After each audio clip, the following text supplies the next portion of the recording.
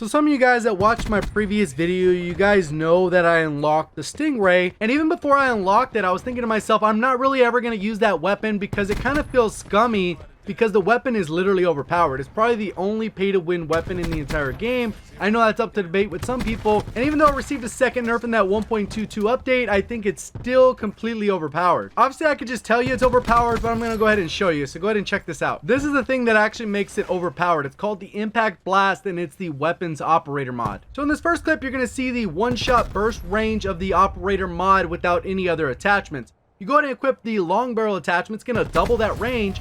Look at how far that one burst potential is. Obviously the guy's standing still and all that stuff, but if you're paying attention, look at that range. That's pretty much going to be able to hit anyone with one burst on any map. So let me know what your thoughts are down in the comment section. Do you think the combination of the op mod and long barrel overpowered? I'm going to go ahead and jump into a best class setup. If you do enjoy the video in any way or find it helpful, please remember to hit that like button. And if you're brand new to the channel, please remember to hit that red subscribe button, turning it to gray with notifications on by ringing that bell. So when it comes to the Stingray, there are a lot of good attachments. There's not really any bad attachments in my opinion. It really just comes down to your playstyle. Stock is great for that extra strafing speed. Suppressor isn't all that great because you're going to limit that range just a little bit, but I'm sure if you combine that with long barrel and suppressor, then you'd have a really long range that you could one burst people. Hybrid mags is nice, especially for a little bit faster reload. The extra ammo isn't all that necessary. Since it is a tactical rifle, it does have a little bit slower aim down sight. Quick draw might be the attachment for you. Personally, when it comes to grip, I didn't really feel it was all that necessary. As far as laser sight goes, if you're just going to hip fire spam, felt like the hip fire spam, I was still able to hit the shots because of the explosive power. So that one's really more if you're going to barrel stuff somebody. And then rapid fire is very nice, especially after the nerf. Let's go ahead and talk about what they did to nerf this weapon. So as you can see, they went ahead and nerfed the operator mod, specifically reduced that 2-hit kill range from 32 meters down to 22. Slightly reduced the explosive damage, and then slowed the fire rate. Like I mentioned, I didn't have any first-hand experience with using the weapon before this nerf, so I don't know how it compared. All I know is that you can hit people at considerably long range, especially if you're using long barrel. So the gameplay that we're looking at in the background is the first time I ever used a Stingray operator mod. It was before I found the ideal best class setup. The best class setup I would go with is long barrel, rapid fire, or stock, depending on your playstyle and how fast you want to spam that trigger, as well as the operator mod. You obviously pick whatever gear makes the most sense for you, and then I'm running flak jacket and gung ho, and that's pretty much my second death of the match. I only have a total of 3 in the entire match, so pretty much I start going on the streak now, and then I die somewhere towards the end of the match. So what you're going to see is kind of how I navigate, and I try to keep the ranges a little bit closer because obviously since this is my first match experimenting with it, to learn how broken the long barrel attachment is when you combine it with that operator mod. You can see I got a one burst kill there. We're going to go ahead and get another one burst kill as this guy comes out, and it's pretty much going to take the guy out. They don't have a chance. So one other tip with this weapon is where you need to aim. You don't want to aim for the head, and you do not want to aim center mass. And the main reason for that is because when you pull the trigger, the second projectile is kind of up and to the right. So when you actually pull the trigger, you're going to want to be aiming at the upper right of their torso, and from your perspective, it's going to be the upper left. And that'll pretty much allow you to hit that chest shot, and then the second projectile to hit them in the head, which will insta-kill them at pretty much any range when you're using that long barrel attachment combined with the operator mod. So a quick side note, for whatever reason, if you're not going to run the operator mod, the weapon's still decent. I would put it up there probably a little bit above the ABR and maybe right around the swordfish. So it's a good tactical rifle, but definitely not overpowered until you introduce that operator mod. And if you use it without the operator mod, you don't have to really lead your shots like you used to. Whatever they did in this 1.22 update, they made it so that you're able to just line up the shot and it'll hit where you're aiming. So here's the part of the video where I go into a gameplay breakdown. I just provide a ton of tips and tricks on how to improve at Call of Duty. Some are specific to the map, some are specific to the weapon, and some are tips that you can use universally. So if you enjoy this part of it, make sure you do hit the like button and subscribe as we get into this gameplay breakdown. So pretty much right here, what I'm doing is pre-aiming the spawn. Not 100% sure if they're going to be coming through. I use a TAC 5 boost, and it looks like that's still a heavy spawn, but I'm securing my streak. So I went ahead and called the sniper's nest and the thresher, and you can see people started leaving the match right away. And more often than not, it ends up being the master prestiges that leave, so the lobby actually gets easier as the match progresses.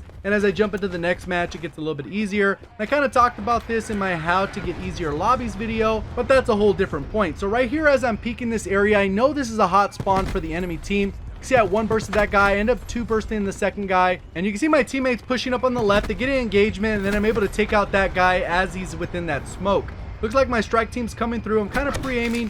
seeing what the sniper's nest is doing, the different streaks, and I'm pushing towards the spawn because ideally I want to go ahead and get them as they're coming out, but it looks like as I progress this way, the spawn's already flipping. So even though I don't see any red dots on the mini-map, based off where my teammates' location are, I have a pretty good indication where the enemies are going to be. My strike team was able to take out that last guy in that spawn. I do have a teammate over here, so they're going to have a kind of a wonky spawn. There ends up being a guy in the room right here, and then I'm peeking the left as my teammate goes through. Looks like my teammate gets an engagement there, ends up losing that one. So I already know that this guy's there, not even based off a UAV or anything, just by positioning myself and looking at what's happening with my teammates within the match. Since I already peeked that backside on the left, I'm coming out, seeing if I can hit this guy. I end up getting that one shot, and you can see how it lines up. It's not even a hard shot to hit. And at this point, I was actually trying to go for a flank because they're all distracted by my strike team, but unfortunately, someone spawned behind me. So I slid out of there, healed, and then my strike team kind of distracted him with one of my teammates. I peek out, get an additional kill,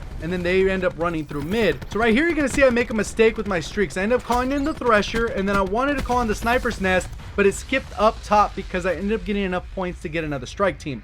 Unfortunately, that puts me in a very bad spot because it kills off the current strike team and I have to wait for the other one to land. And since these are still more than likely the enemy spawns, I have to wait for this strike team to land. So that's all I'm doing, waiting for them to come help out because it looks like all my teammates are on the other side of the map. Go ahead and jump out, clean up one guy, and then I go ahead and position off, and I'm looking to see what's going on with this UAV. I go ahead and round for a flank to see if there's anyone still left in the spawn, and it looks like the spawn's fairly clear. So now I know we own those spawns. I'm going to start pushing to the other side. So obviously in that moment I had to camp there for a quick second. I'm already on a streak and I want to maintain that streak. That's typically what you want to do, and that was a smart move. Obviously there's a ton of people who said, hey, there's no way I could stand that long. Believe me, I didn't want to stand there that long, but that was a smart play to make. And unfortunately, people struggle with making those decisions within the moment. Because I could have easily pushed into the foyer and maybe took one guy out, ran up the stairs, and then ended up getting shot in the back. Or maybe the spawns flipped automatically and I would have known they flipped a little bit sooner. There's no way to know. I can't go back to the moment and change it up. All I know is within that moment, I did the right move to go ahead and keep this streak alive. And I explained a little bit of that when I was talking about my how to get easier nuclears video, where I was kind of playing a little bit more passive the entire match. That's pretty much what you have to do if you want easy nuclears. It's not about getting the fastest nuclear. You work on getting your first nuclear, and then obviously you start getting a little bit faster here and there, but there is generally going to be risk involved. There's always going to be that 1 or 2 engagements within the match, maybe even more than that are very risky and that are going to put you out of position and more than likely get you killed. So right now we're really just in that limbo where people are joining the match and leaving the match, joining the match, leaving the match. But because of all the different streaks I've been able to call in, we've had solid map control. My teammates have started to get on a streak, and typically that's what's going to happen. If I start off the match really poorly, maybe I didn't call the streaks in. You saw the match was pretty close, but the second I called in those streaks, the real heavy hitters left the match and allowed us to steamroll the lobby. And that's why the lead is so large. It's 82-22. But based off the original matchmaking, it probably would have been closer, like 80-70 or something like that. But when people leave, obviously they're not backfilling those kills. So I actually missed this part live in the moment. You can see my teammates about to get killed by someone using a Hades, and it looks like they're using a suppressor because they didn't pop up on the mini-map. So there is someone within that room, which I didn't realize at this moment. And I'm kind of in a tough spot because I'm expecting people to be coming out of the spawn, but I'm also expecting someone to come from behind me. So I go ahead and peek up, see if I can see anybody. And I don't see anyone in that direction, but at this moment, there's probably still someone in the room, which you guys will see in a little bit. So what I'm doing is kind of working my way back towards my teammates because they're all kind of sitting in the back of the spawn. End up seeing an enemy kind of trade spaces with me. End up getting pinched from someone from behind. So that's a little bit of bad timing. But the other part of it is you can see where my teammates are. They're all really deep into the spawn, kind of camping on head glitches. There is a guy all the way up on the right hand side that just died.